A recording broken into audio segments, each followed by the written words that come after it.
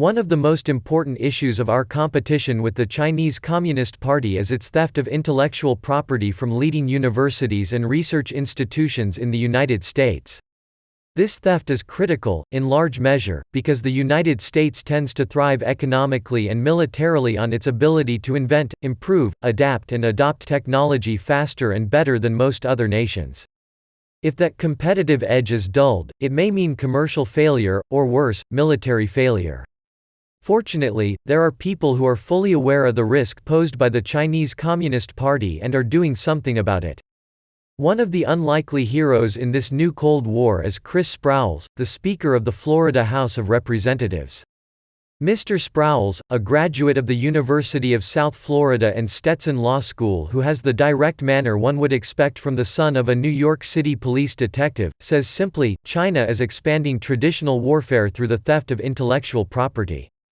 He should know. When he served as chairman of the Florida House's Select Committee on the Integrity of Research Institutions, he headed an investigation into Tampa Bay's Moffitt Cancer Center and its involvement with the Chinese Communist Party.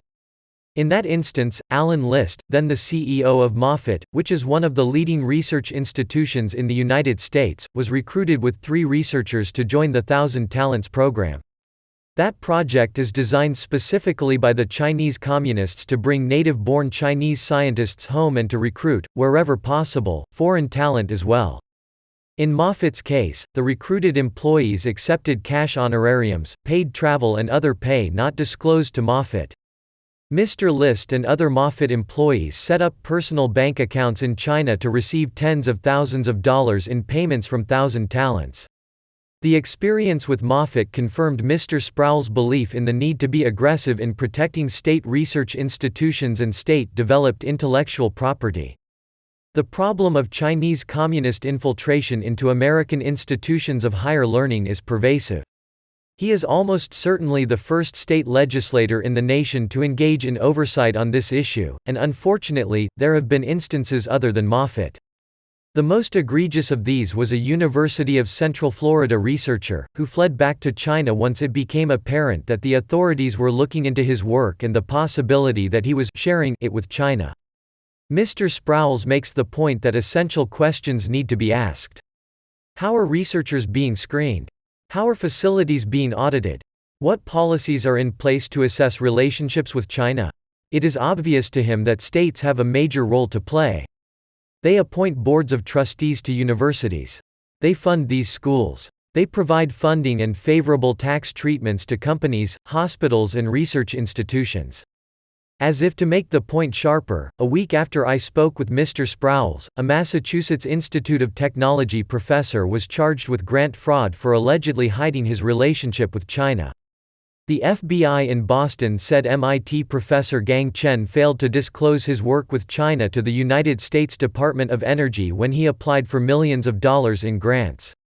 Joseph Bonavolonta, the special agent in charge of the FBI in Boston, said at a news conference in Boston in mid-January, "Our investigation found Chen was working with the Chinese Communist government in various capacities dating back to 2012 at our country's expense."